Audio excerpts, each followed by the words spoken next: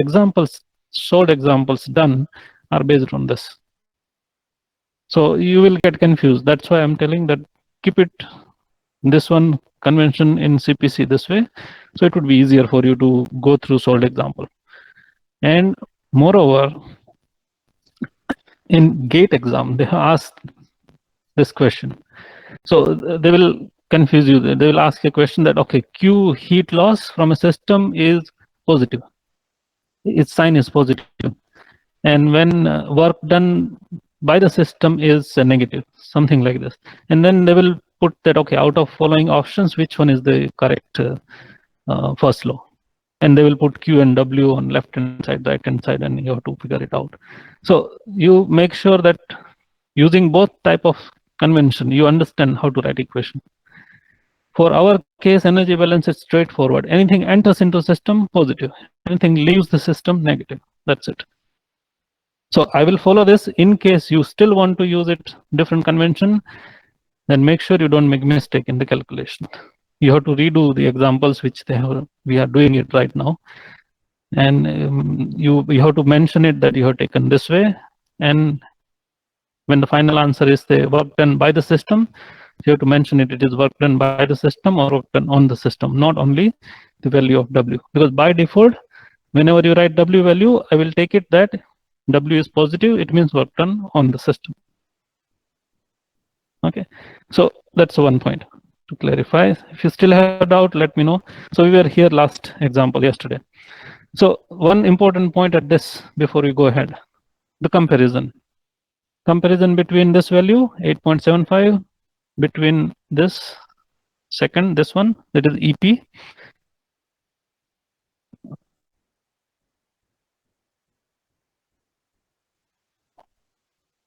You can see the slides, right, clearly? Can someone confirm it's visible? Yes, sir. So this one point is 8.75 kilowatt minus 6.81 10 to minus 3 kilowatt. It is the potential energy, and the Q, that is the heat loss, is this much, minus 11.6 kilowatt, and work done by the system is minus 70 kilowatt, right? So this, you can see the relative values here. So in case, say, why we every time say delta E is 0? So in this case, the velocity one is significantly high, 60 meter per second and 360 meter per second. It's very high velocity. And typically in any equipment, this is very significantly high velocity. If you have water flowing through a heat exchanger, the typical velocity of water is in the range of few meter, 1 or 2 meter per second. If it is a gas, the velocity is in the range of 5, 7, maximum 10 meter per second, typically. And in turbine or in this kind of systems, you have this much high velocity. So even with this much high velocity, you get delta EK 8. And with the height difference of 5 meters, so you can imagine an equipment. You can easily say that, okay, 5 meter is minus 6. I mean 6 into 10 to minus 3. Even your delta Z is, instead of 5, it is 50. 10 times we take it 50 meter. This value is still very small. So that's why we ignore delta EP when the other important things are happening, like work and Q are happening. That time we can easily ignore this one. But we'll see some cases where we cannot ignore it. We should consider it because it is comparable. So we have seen this. And the last equation we arrived as the delta H. So as we said, delta H is the difference between the enthalpy of the system. So here you have H2 minus H1. So H2 is nothing but the M into H2 cap and minus M into H1 cap, right? So here, using this equation, we can simply find out H2 cap minus H1 cap, which comes to this one. So this is the specific enthalpy change. This is the delta H cap, which you can calculate by total delta H divided by mass flow rate. So the second cancel, so you get kilojoule per kg. Now any one of the value is known, you can find out the another enthalpy, or other way around. Okay, and this is the one final answer you want to calculate, is typically specific enthalpy change in the system. Now, all these cases, you already know that when we want to calculate enthalpy H cap, you cannot measure it. You cannot estimate. You cannot calculate H cap. It's always measured with reference to something. So in thermo, you have already heard that you don't have any value, absolute value of H cap. So for example, we take a case of carbon monoxide at in gas state, 0 degrees Celsius, 1 atmosphere, and we heat it up to 100 degrees Celsius. So enthalpy change from this point to this point is 2919. So we are taking here 2919 minus 0, so you get 2919 joule per mole. Now we heat it up from 0 degree to 500 degree. So the delta H2 for this process is 15,060 joule per mole. So now if you want to find out what is the enthalpy change from 100 degree to 500 degrees Celsius, if you heat CO from 100 to 500 degrees Celsius, then how to calculate? So it's a logic here, no, that you need 0 to 500, you need this much, 0 to 100, you need this much. So we can deduct this much amount from here. So that is the remaining 100 to 500 enthalpy change. You can calculate it, right? So it's simply you can calculate that you have different levels. So you can simply calculate that delta H for the third process is 15,060 minus 2919. That gives you 1214. So now here in this case, the table which we have used takes 0 degrees Celsius as the reference point where the enthalpy, absolute enthalpy H cap is 0. In case you find another table, here is the another example, this one. So in this table, we don't know which reference point is chosen. Here we have taken reference as CO gas phase 0 degrees Celsius, 1 atmosphere. Based on that, enthalpy is 0 at that condition, 0 degrees Celsius, 1 atmosphere for CO. And remaining all relative enthalpies are calculated. They put it in the table. Now there is another table, someone prepared with a different reference point and calculated enthalpy change in the CO for different temperatures. So here we don't know where is the reference point. It looks like it is between somewhere 0 and 100 degrees Celsius. 0 is somewhere here. So it doesn't matter which reference point, based on which reference point they have prepared enthalpy table. We need all the enthalpy data because what we are interested is only in enthalpy change. What is the enthalpy change from when you increase temperature from 100 to 500 degrees Celsius? So if you again take a difference here, is the same. If you take this minus this, both enthalpy is also same value that what you are trying to see here. So now note down one important thing. Whenever you are doing energy balance problem, you try to select, first option is try to select one reference condition for all components and then read the enthalpy data. If that is not possible, then you should read for one particular component, you should only refer one particular type of table, means the reference point should be same.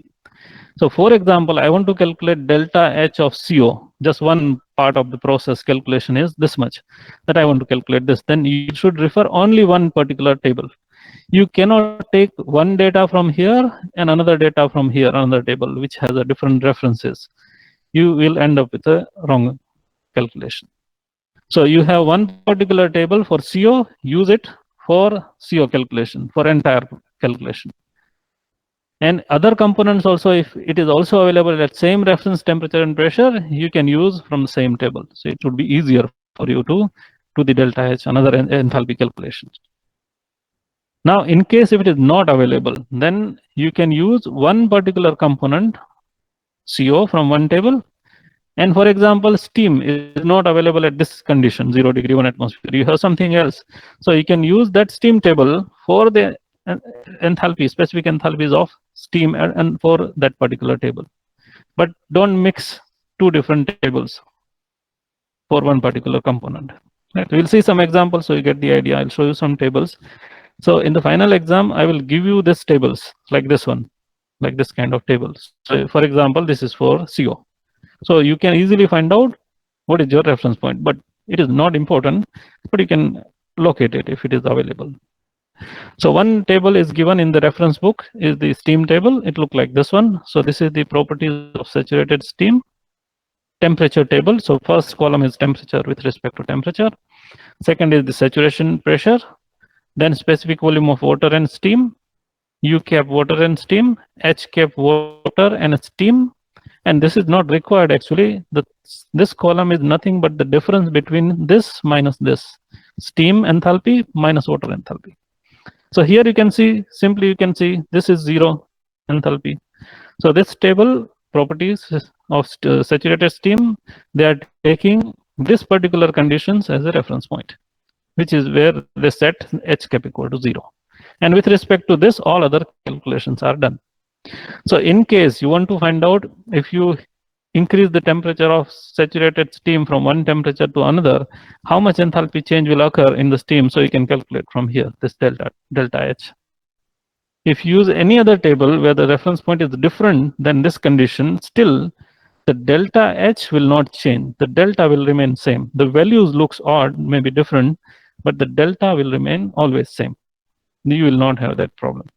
So if you see carefully, this value 0.01 and 0.006 bar is nothing but, in this case, is triple point of water. They have taken it as a reference point. It can be any, it doesn't matter for us. What we are interested is this kind of table. Whenever you see, we need, for example, temperature versus enthalpy data. You have here and you have here data. That's it. In case you want saturated steam pressure table, if pressure is given that there is some pressure changes happening, you can also use this data for the calculation purpose. So you have pressure reference point and the temperatures are given. So 9.7, what is the enthalpy? 14 degree, what is the enthalpy? And this three things typically will need in energy balance: V cap, U cap, H cap. There is superheated steam data also available. So same thing, you have P pressure here. So first value written is the actual pressure of the system, 1, 5, 10 bar. And on this axis, you have the corresponding temperature. So you have, for example, 1 bar and 50 degrees Celsius. What is the conditions of superheated steam is given here. Now in the bracket here, they have given saturation temperature at that pressure. So in case if your steam is saturated at 1 bar, then its temperature should be 99.6 degrees Celsius. And under saturation condition, they have given again additional data, that saturated water and steam data, they have given some information here together. So you can use this as a reference point. In case you want to do some other calculation, you can get that data from the same table. And superheated steam, which is at higher temperature, you can get it from here. So for example, 300 degrees Celsius, 1 bar. So you have this data here, H, U, and a V cap. Right? Apart from that, there is one more interesting table given for different components. So here you have air, O2, N2, H2, CO, CO2, and H2. So typically we will need this many components in material balance. If any other components are there, I will give you again one more table here with the enthalpy data. So for this gases, they have taken reference state as a gas, 1 atmosphere, 25 degrees Celsius. So you can see that this one here, 25 degrees Celsius with the temperature table. So here you have 0, 0, 0, 0, 0. That is your reference point. And you want to find out what is the enthalpy change of O2 when it's increased from 25 degree to 100 degrees Celsius. You have this delta H, 2.24 minus 0, so 2.24. And if you are going to cool it down, so you'll get minus 2.24. You are going to remove that much amount of heat. Similarly, you have specific enthalpies of this same gases in A units also they have given in BTU per LB mole. So in that case, they have taken reference point at 77 Fahrenheit. So that point is 0, nothing else. Other temperatures are in, values are in Fahrenheit. Okay, let's see one example so you can get idea. So you have typically tables available in reference books, or you can refer Paris handbook and other books where you will get the data of different components with the temperature and their enthalpy, V cap, and other data. So for example, they have taken the saturated methyl chloride data from some table and tabulated here. So you have liquid saturated methyl chloride at minus 40 degrees Celsius, 40 degree Fahrenheit, and 6.87 at PSI. The V cap is this, H cap is 0. Vapor 0 degree Fahrenheit, pressure, V cap, H cap, and vapor at 50 degree Fahrenheit, this saturated condition, so 5199 and V cap and H cap. So now the question is, what is the reference state here? So we can easily just locate 0, so not this 0. This is the temperature. We need H cap. Where is the H cap? Is 0. That is your reference point for enthalpy. So it means now you have to define three things when you want to say reference condition.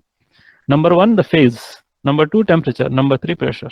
So here we can say that this table is prepared based on saturated methyl chloride liquid in liquid phase at minus 40 degrees Celsius and at 6.878 pressure psi. This enthalpy reference is 0, which we don't need. This information we are not going to require for the energy balance calculation. But you should understand that when you are going to use two different tables, you should understand which reference they have taken in case you want to take some data from other table. So make sure that they both are at same reference conditions. Okay, now calculate enthalpy change and internal energy change for the transition of saturated methyl chloride vapor from 50 degree Fahrenheit to 0 degree Fahrenheit. So they say when you bring down this vapor from 50 degree to 0 degree, what will be the delta H and delta U? So we'll do the calculation here. So delta H, simple, right? We can write it down. Delta H is equal to, so here the final condition is 0 degree, so 0 minus initial condition 50 degree Fahrenheit. So 196.23 minus 202.28. The difference is minus 6.05 BTU per LB. So you can see that this delta H is negative. It means you have to remove this much amount of heat from the system, enthalpy from the system, so that you will get the desired change. And the second calculation is the delta U cap. So we know the relation between delta H and delta U. So we can simply write that delta H is equal to delta U plus delta PV, or delta U is equal to delta H minus delta PV. So we have this value already calculated, and this we have all the conditions are given here. These are the conditions, PV conditions. So V is here, P is here, so we can use that. So delta H is equal to, make sure you remember this one formula, that P final into V cap final and minus P initial into V cap initial. So this always remain this one. And using this, we'll substitute the values. So this is minus 6.05 here, keep the sign here, and minus PV final. So final temperature and pressure is this 0 degree Fahrenheit. So you have 18.9 is the pressure psi, and a V cap is 4.969. And a second initial condition is 51.99 into 1.902 is the initial condition. Now the unit of this one is feet cube psi per LB. Now, as I said, when you are adding or subtracting two terms, they must have same units. Dimensions are same. Obviously, this is a valid equation. So to have a same units, you have to convert this into BTU per LB. So to convert that, they have found a conversion factor, which is given by this relation. And if you want to try it, how to derive this equation, this conversion factor, you can take two values of R in this appropriate units and take a ratio of it. You will get this answer. So if you are using a reference book, you will find a list of different values of R in different units, in which you find out where the units are in BTU, one R value, and another value in feet cube psi. Take the ratio of this two, you will get this answer. So using that, we converted this into BTU per LB, and then adding subtraction, so you get the minus 4.96 BTU per LB. Is this clear how to read the data?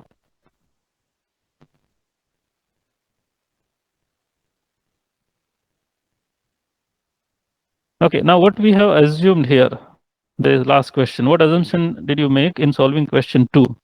So what we assumed here for the specifically for enthalpy change. So enthalpy change, this enthalpy you have taken at 0 degree Fahrenheit, right? And this enthalpy change you have taken at value at 50 degree Fahrenheit. So that's fine. Enthalpy you have taken at a different temperature, that what we are interested. But what about the pressure? Because pressure is also different. So specifically when you are calculating delta H, we are neglecting, it may be minor effect, it will be a little bit effect if you go and actually find out at different pressure, have a little bit effect of pressure, we can ignore it for material balance, energy balance calculation. In thermodynamics, no. Okay, now let's take few examples so you get the idea how to obtain the data of HCAP, how to use it in the calculation. So this is an example of steam turbine. So there will be shaft work. So you have steam at 10 bar absolute with 190 degree of superheat. Okay, have you heard of this? What is the meaning of this? Can someone tell me? What is the meaning of 190 degree of superheat?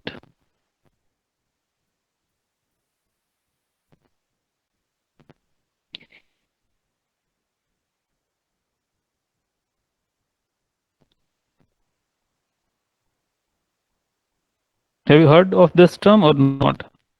Otherwise, I go ahead.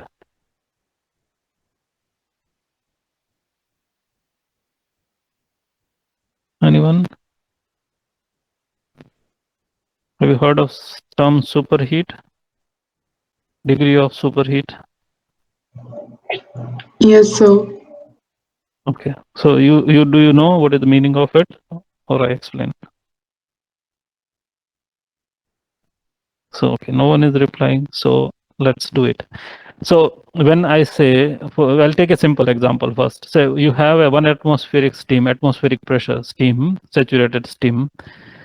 So its saturated steam means its corresponding temperature is 100 degrees Celsius. And if I say I have a superheated steam at 1 atmospheric pressure with 10 degree of superheat, it means its actual temperature of superheated steam is 10 degree more than saturated condition. So 1 atmospheric pressure, if I have a superheated steam with 10 degree of superheat, it means its temperature is 100 plus 10 degree, means 110 degrees Celsius. Similarly, here they said you have a steam at 10 bar, absolute total pressure is 10 bar, with 190 degrees Celsius of superheat. It means whatever the saturation temperature of this steam at 10 bar plus 190 degrees Celsius is the actual temperature of the steam. So you can write a formula that temperature of the superheated steam is equal to saturation temperature plus degree of superheat. Right? Is that clear? That you can note it down, because there are two ways they will give the data. Either they will write in the book, it's written 190 degree of superheat. It means plus saturation temperature. Or they will give you that superheated steam at this temperature. That is the actual temperature of the steam. So it is fed to a turbine at a rate of 2000 kg per hour. Let me know if you still have doubt. You stop me in between. And the turbine operation is adiabatic. So I have a question, sir. Yeah, yes. Sir, when they say superheat, is it basically we're assuming that the superheats. Wait, sir, it's a steam at 10 bar absolute, right? So that means the steam at 10 bar is already going, but on top of that, they're adding the 190 superheat. Yeah, exactly. So if you have saturated steam, you know the pressure from saturated temperature from the saturated steam table. Plus Yeah. one additional. So you have that much high temperature. That's why it's superheated steam. So, but if they just say the saturated steam is going at like 100 degrees, then we just take it at 100, right? No, then you have to find out from steam table, read the value of saturation temperature at 10 bar. Okay. Right. So for example, if you go back to the steam table here, saturated steam table is this one. So here 10 bar. So 10 bar is not in this table. So you go and read this table B6 in the reference book. Read at 10 bar what is the corresponding temperature. Fine, Plus sir. Fine, 190 sir. is the actual temperature. Yeah. Okay. So that is one thing, first thing you need. Then second, they have given flow rate. Operation is adiabatic. Effluent is saturated steam at 1 bar. So this is fixed, right? So this you can read it from the steam table. Calculate the work output of the turbine in kilowatts, neglecting kinetic energy, potential energy changes. So we have simplified the equation, right? Ws is equal to delta H. Everything else is zero. Q is zero, delta Ik is zero, delta Ip is zero. So in the exam, your job is to write that equation first, show that delta Ik, delta Ip, and Q is zero because adiabatic operation, and then arrive at this equation. So here the turbine work, shaft work is this much. So that gives you this equation m dot h cap out minus h cap in. So here why we have taken m dot common, because the flow rate will not, mass flow rate will remain same. It is not going anywhere. Steam will enter and it will come out. There is no other stream entering or leaving. So there is no other material balance to do here. So there is only 2000 kg So per what hour does the enter. cap signify? Which one? The cap. So H dot is the rate, right? And what does the cap signify? No, this is the specific enthalpy. This is specific enthalpy. And this is the total So when you put the cap, that means it's specific. specific always. Yeah. So that we have done. So specific enthalpy we need to find out from, just now we have seen all the tables. Those all are specific enthalpy. Right. So 10 bar superrated steam. So you add 190, you get the temperature 370. So from superrated steam table, you will get H cap 3201 kilojoule per kg. Okay. Now I'll show you one more thing. In case you have the Himmelblau textbook, CD, in that physical properties folder, in that there is a physical software. Yeah. Sir, how it is the 370 degrees Celsius? Okay, I'll show you. So in the either in the steam table or you can use the software. For example, when you are doing, so you have steam table here. We'll find out saturated condition first. At temperature, at pressure, 10 bar. So 10 bar and okay. So you can see what is the temperature? 180, 179 point something. So 180 plus 190, that is 370. You got the formula. Superated steam temperature is equal to its Sorry, but why are we adding? That what I explained just now. I asked what is the meaning of superheat. You understood or not?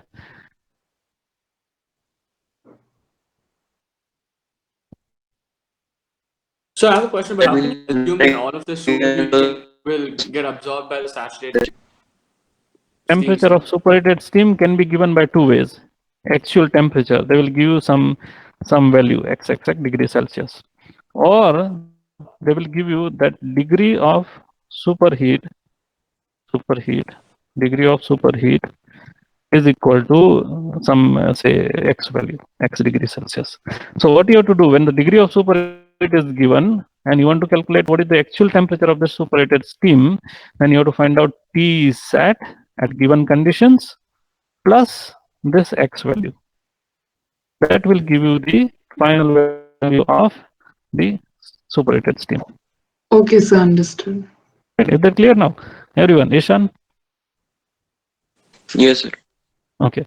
So this degree of superheat is nothing but the difference between the superheated steam temperature and saturation temperature. You bring this one this side.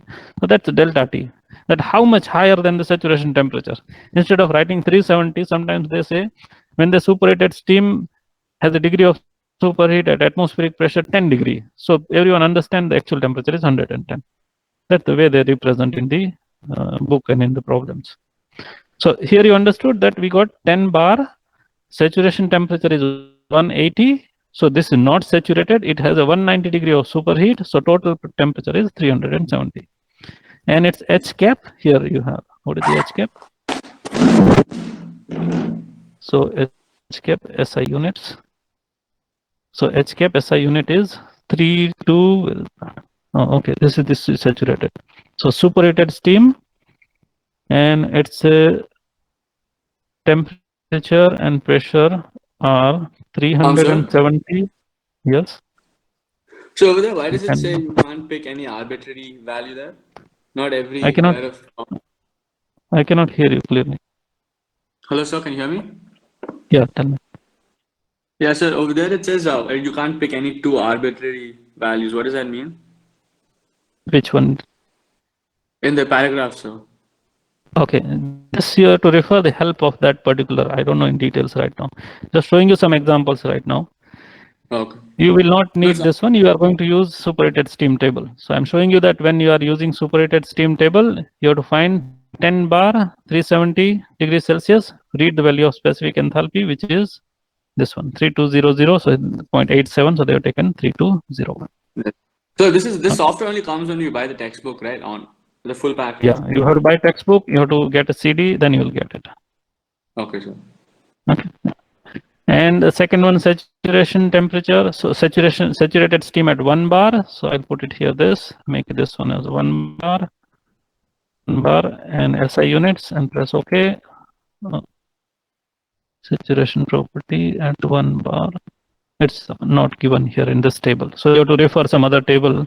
This out of range for this data. So it is not Sir. available. So you will get 2675. Sir. Right? Yeah. Sir, the Steam tables, can you send us the PDF Yes, in yes. the That's what classroom? I'm going to do. Yes.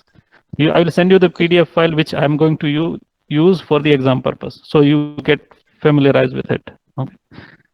Okay. Those who have reference book, you can just go to the end of the reference book and find out the table number B5678. Table B5678, starting from B5, B6, B7, B8. This we'll need. Okay, you can note it down. So here we are using both the table B5 and B7. So you have one is superheated steam, another is saturated steam. So we get the value of H cap from the table. And then simple, put it equation here, M cap is given, find out delta H, answer, finished. So some problems are straightforward. You have to just read the value of H cap at a particular condition. And this is the problem of 3 to 4 marks. That's it. You need 3 to 4 minutes. Anyone has doubt here? This part?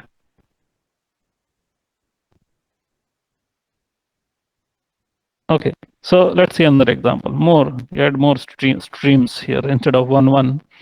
Let's have 2 streams entering into a boiler, and we supply heat to the boiler so that it will be converted into saturated steam.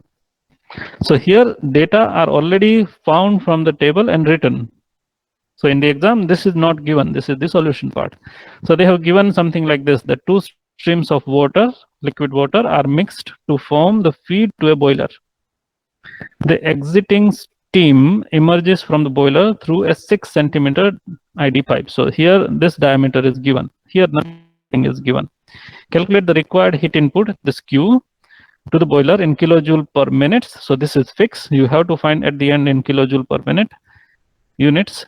If the emerging steam is saturated at boiler pressure, which is 17 bar, which is given. So here boiler pressure is 17 bar absolute. First liquid stream, water stream, is 120 kg per minute at 30 degrees Celsius. And the second stream is liquid water at 175 kg per minute, 65 degrees Celsius. And both are simply liquid water at atmospheric pressure. There is nothing given about the pressure, so you can safely assume it is simply liquid water. So first thing you have to do is read this H cap value, which is the 125.7 for liquid water at 30 degrees Celsius. For that, you can use same steam table. So like I said, the effect of pressure on enthalpy of liquid is very negligible. So you can read the value of water at 30 degrees Celsius, which comes to 125.7 kilojoule per kg. So for example, saturated, we take it, and here temperature is given, degrees Celsius 30, and press OK. Calculating. Change this.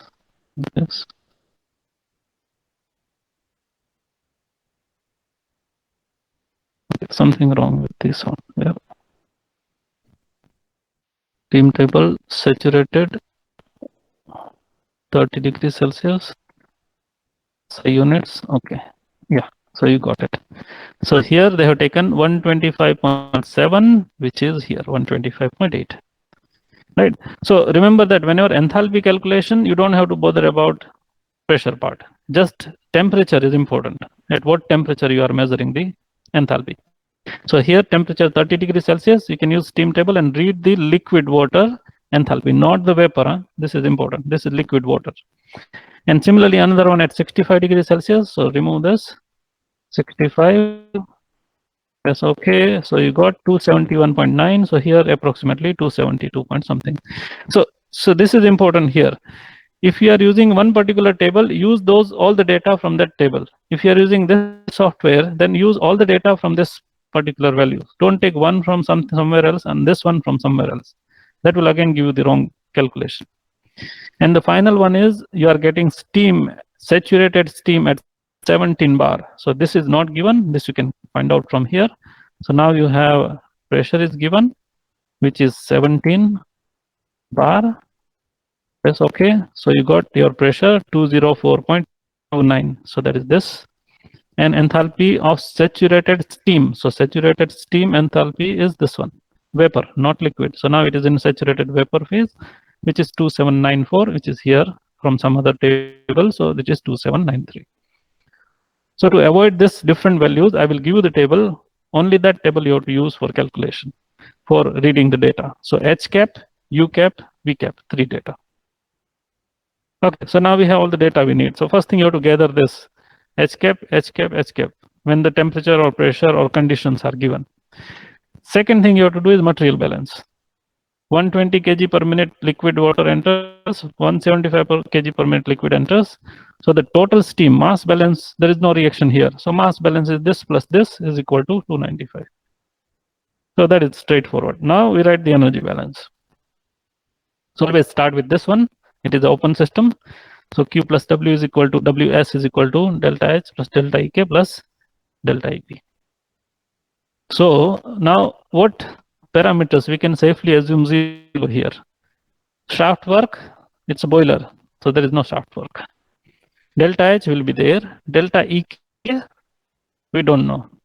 Here they have given something about pipe diameter. So we need to find velocity and we have to make sure that delta Ek is how much, it's comparable or not. If it is some specific value which is small value even compared to delta H, in some relatively it's important, then you can use it. If it comes around 10 raised to minus 3, 10 raised to minus 5, you can ignore it later. And delta Ep, you don't have any data here. You don't have anything given here that this enters at this height and this leaves at this height. So you can safely assume this is 0. So this in exam you have to write it that Ws no moving part 0, delta Ep 0, and assuming that the height difference is 0 and there is no other significant difference. So delta Ep is 0. So your final equation is easy here because you have all the data. H cap, H cap, H cap is given, and flow rate, all the flow rates are available. So we can simply put equation delta H is equal to summation of all outlet streams minus enthalpies of inlet streams. So we have here outlet stream only 295 kg per minute. We don't need to change minute to second because final answer you want in kilojoule per minute. And enthalpy 2793 kilojoule per kg minus all inlets. So inlets you have 2 inlets, so minus this and minus this. So 120 into this enthalpy, specific enthalpy, and 175 into this enthalpy. So you get the first part of the answer is 7.6. So you can see the value 10 raised to 5 kilojoule per minute. Now we'll calculate and compare this delta Ek. So delta Ek means you need the velocity of this and velocity of this. What about the velocity of this one here? We don't know the diameter. So you can imagine one thing. When you convert liquid water into steam, so this is a little bit fluid mechanics. So when you convert liquid water into steam, the volume significantly changes. So you have, for example, 6 centimeter pipe here. You also have 6 centimeter pipe here, diameter pipe. If you have same diameter pipe, the volume is significantly low here. Then the velocity will be very less. It will be almost negligible. But if still someone wants to verify it, you can assume that this is 6 centimeter diameter pipe. You have the velocity, mass flow rate.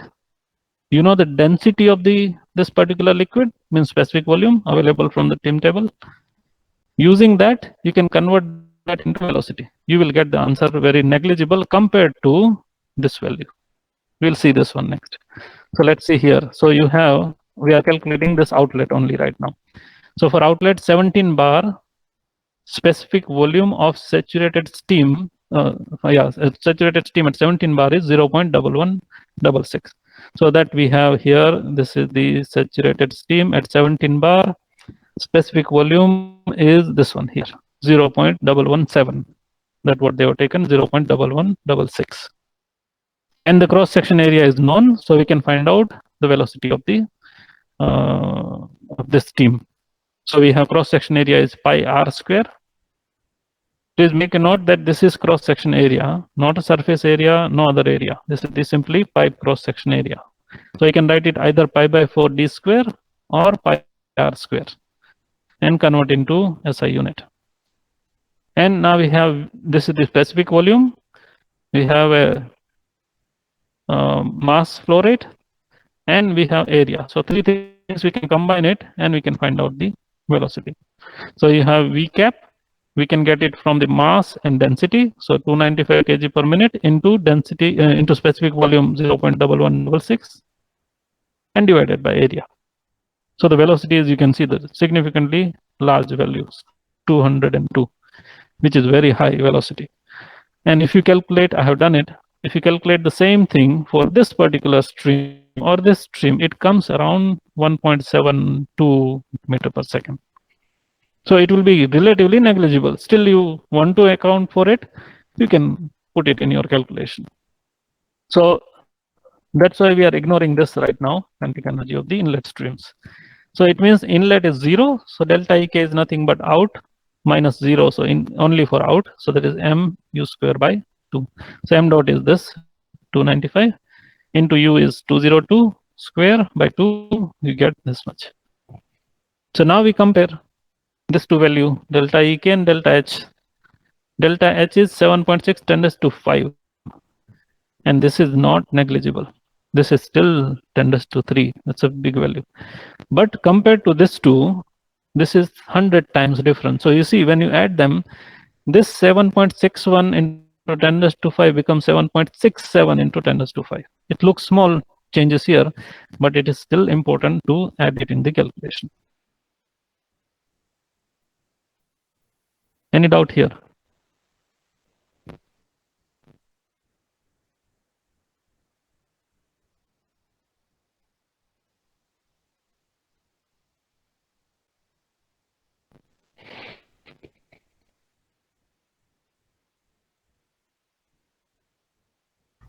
Sir, Yes. how did we get that 295? 295 is mass balance. 120 kg water enters, 175 kg water enters. So total is 295. Mass Okay. balance. Two mass. Nothing else. No other material balance. Only one component, water.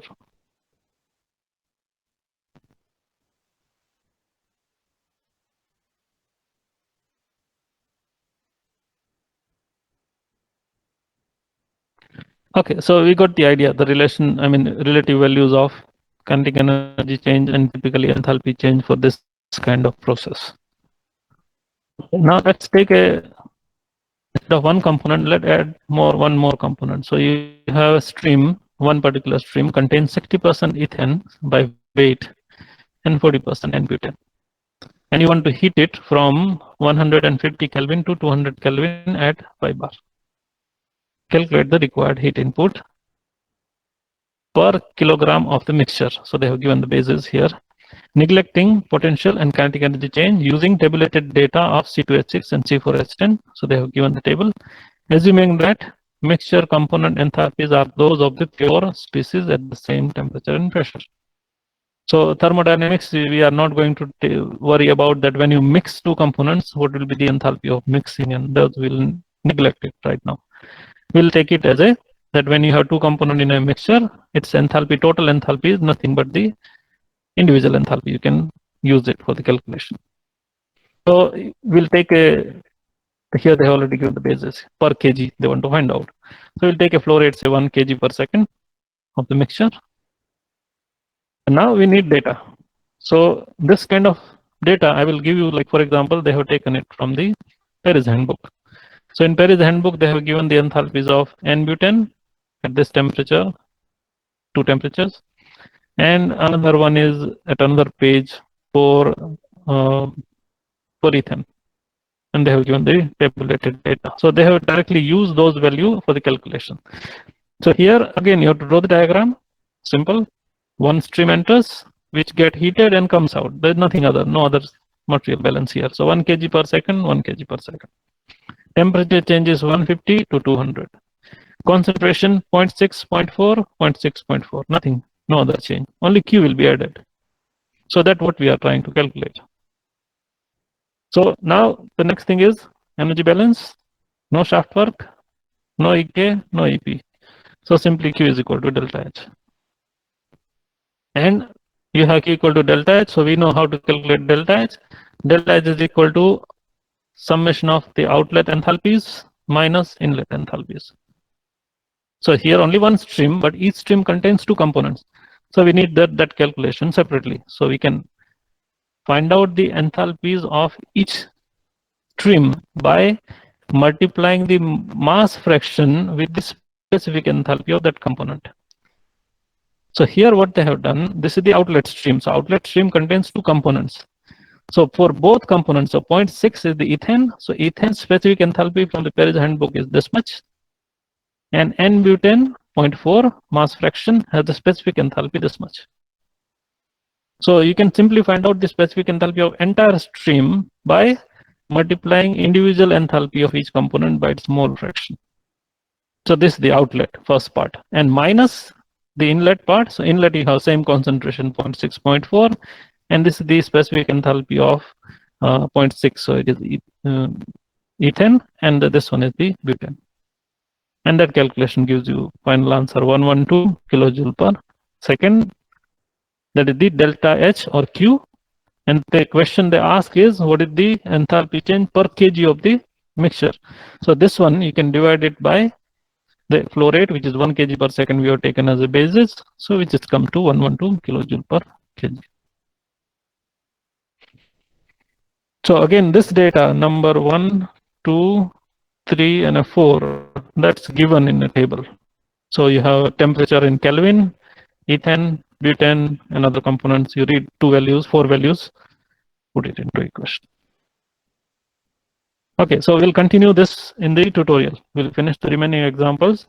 It will be remaining part of the calculation and lectures in the today's tutorial. Okay, thank you everyone.